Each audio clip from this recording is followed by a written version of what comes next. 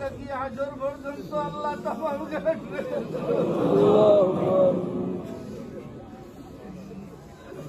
ও আল্লাহ, তোমার হাবিবর ওয়ারিস আসলা কুরআন শরীফের খাদিম আসলা। আল্লাহ রহমান রহিম।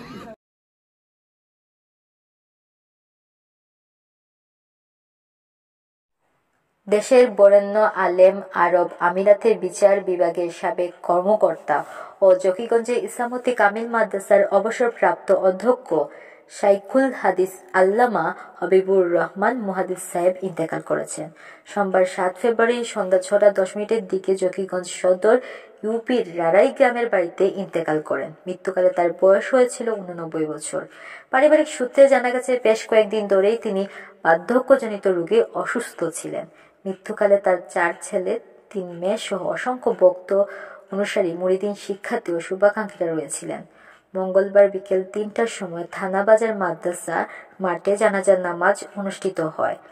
আল্লামা হবিবুর রহমান মুহাদ্দিস সাহেব জীবনদশায় বহু মসজিদ, মাদ্রাসা প্রতিষ্ঠা করেছেন। মৃত্যুর প্রায় 2 মাস আগ পর্যন্ত তিনি হাদিস শরীফের দর্শ দিতেন। এদিকে আল্লামা হবিবুর রহমান মুহাদ্দিস সাহেবের ইন্তেকালের খবর পেয়ে শত শত মানুষ রারাই গ্রামের বাড়িতে ভিড় করেছেন। শেষবারের মতো প্রিয় মুহাদ্দিস সাহেবের কে একনজর দেখতে দূরদূরান্ত থেকে অসংখ্য আলেম, উলামা, ভক্ত, অনুসারী, মুরিদিন, শিক্ষার্থী ও শুভাকাঙ্ক্ষীরা ছুটে এসেছেন।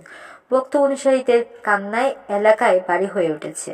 শোকের ছায়া নেমে এসেছে সিলেট জুড়ে। শোকের কাতর হয়ে পড়েছেন সকল শ্রেণী পেশার মানুষ। উল্লেখ্য, গত 1 সপ্তাহ আগে তার স্ত্রী ইন্তেকাল করেছেন।